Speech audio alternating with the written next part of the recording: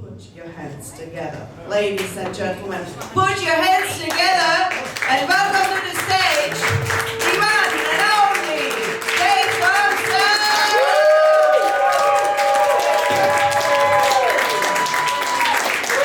Good evening, how's it going? Good to see you all here. Just wanted to clear something up real quick down the front with you two here. It's funny because earlier a comedian was like, "Are you two together?" And Mary's like, "She's my girlfriend." Misha gave a laugh that was like, "Oh, that's not true at all." Marek, you dirty little liar. You enjoying yourself tonight? Do you want to hear a joke? Good. Is it about me? Huh? Is it about me? It can be. Now here's a joke for you. You know Stephen Hawking died last year? A lot of people are really upset about that. Not me. I'm glad he died. You know why? Apparently he was molesting children. He called it a stroke of genius. And we were off to a flying start. Actually chose tonight to like film a little bit, get a promo video. So let's start with a strong joke. Marek is like, that is a terrible joke, sir. You probably prefer a different kind of joke. This is one of the problems of being a comedian. Sometimes you don't know what's funny and what's not funny. I'm particularly bad at this, because I really like lame dad jokes. Do we have anyone here who likes dad jokes? The problem though with dad jokes is that if you tell a dad joke to an idiot, they don't even realise you've told a joke. They just think you're dumber than they are. I'll give you an example. There was a guy at work. He just had a birthday and said, "Adam, congratulations, 25. That's the same age I was when I turned 25. And he looked at me like I had brain damage. He was like, yeah, David, that's correct. And then he just walked away. There was a girl at work named Elena. She was Ukrainian. She probably still is. And we were talking about alcohol, and I said, "What do you drink in Ukraine?" She goes, "We drink vodka." She had a very strong accent. And I said, "Do you drink vodka, Elena?" She goes, "Not really. I only drink vodka with Jews." Really? I said, "How often do you go to Israel?" And she said, "What?" So I had to explain it, and we all know how much better jokes are when we explain them, don't we, Marek? Marek is like, "Fuck you, dude. We're not having any more of this conversation." So I said, "Elena, you've got a strong accent. You said juice. It sounded like juice. There's a lot of Jews in Israel." She goes, "Oh, that's very funny. I have to go now." And then just walked away. Just, I know it's sad, isn't it, Misha? I do a little bit of comedy in the country. Sometimes I travel, sometimes in Brno or Olomouc, always by train. And whenever I take the train, I always go first class. You look like you don't believe that. The reason I go first class, you get all those extra little luxuries that you don't get in second class. Toilet paper. Things like that. Honestly, I can't tell you the amount of times I've gotten off at the station wearing just one sock. It's pretty tough. I did a gig in Olomouc, and there was a guy at the bar, Russian guy, and he goes, "You're doing comedy?" I said, "Yeah." He goes, "How do you say in your English, like, good luck?" And I say, "We say break a leg." He goes, "I hope you break your leg."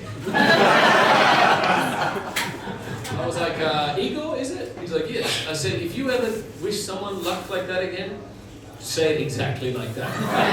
Don't change a bloody word." I've been doing comedy for a while, and sometimes I run out of material, so I like to do experiments for comedy. I went vegan for 3 months. That is tough in the Czech Republic. Everyone hates you. There was a restaurant called Suru, right, around the corner from here. There's a placard that says 2 places for vegetarians, and then there's 2 nooses below it. That's so nice. At the end of the 3 months, I was sitting down having my last vegan meal. It was delicious. It was a joint, and I was reflecting on my experiment. I realized thank you. Being a vegan in this country is a lot like being a porn star. No one really respects your life decisions, and most people just want to see you choke on a sausage. It is tough doing it though. It's tough. I also gave up alcohol for a while for an experiment. It was also maybe because I was turning into an alcoholic. That's the thing no one mentions when you become a comedian, the slow slide into alcoholism. What they don't mention about me becoming a comedian in Prague is the rather fast slide. So I gave it up for a while, and I knew the day that I had to give it up, I was on an aeroplane. I was flying with my girlfriend. You know how when you book a flight, you can pay a little bit extra and sit next to the person you love? Yeah. I was like, you'll be alright for 16 hours. It's cool. So I started drinking red wine. I love drinking on planes and writing jokes, and had about 8 red wines. I went to check on my girlfriend, stumbling down the aisle drunk, and I saw her curled up, sort of all ugly sleeping, and I was like, oh my goodness, this is the most beautiful thing I've ever seen. And without thinking, I leant down and gave her a little kiss on the forehead. The woman next to her was still awake and reading a book. And she went, oh! Now if I was sober, I probably could have explained the situation. I could have gone, that's my girlfriend, we can wake her up and talk about this right now. But I was completely drunk. So instead I went, shh.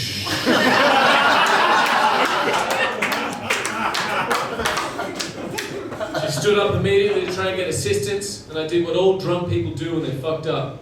Like, see ya!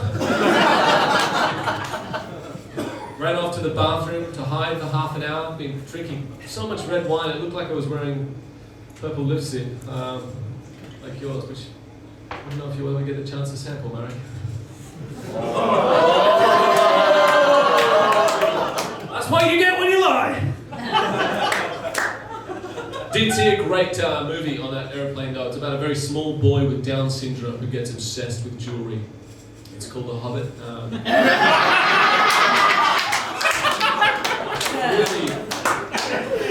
Really worth checking out. My girlfriend is American, as I mentioned. Actually, American girls confuse me. Do we have any here tonight, American girls? Yeah? They confuse me.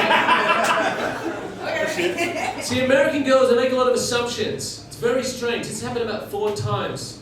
We're talking to an American girl, and after a few minutes we go, you're from England, right? Yeah. Actually, no, I'm from Australia. They'll go, oh, that's what I thought. I'm like, no, it's not. You thought I was from a country on the other side of the world. Yeah? Has anyone been to Australia? No?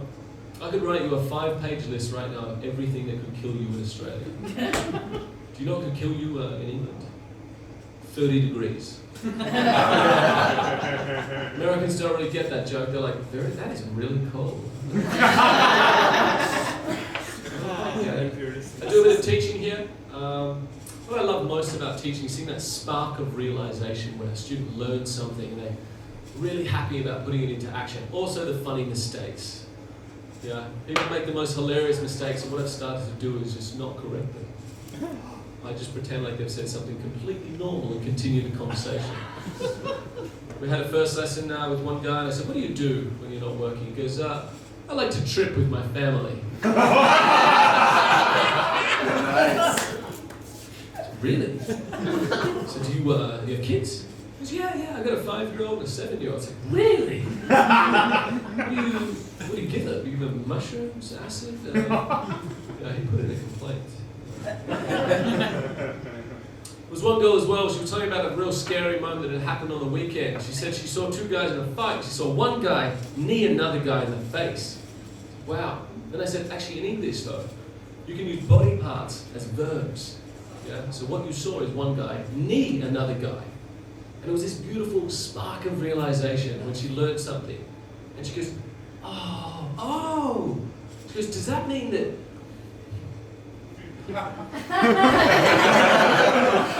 does that mean you can finger someone? And I said, well, if you ask me nicely. And if you're really lucky, well, that's not my terrain.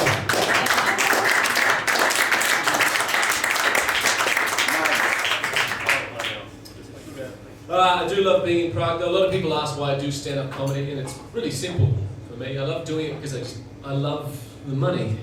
It's really incredible. The other answer I used to give is that I get paid to get drunk on stage and talk shit into a microphone. And in that way I feel a lot like your president, Mark.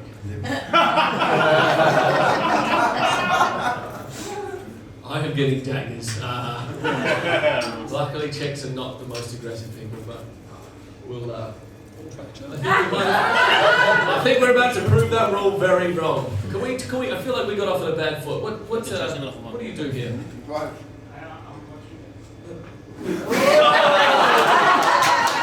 Would you like some English lessons? 500 crowns an hour? 600 if you wear socks and sandals?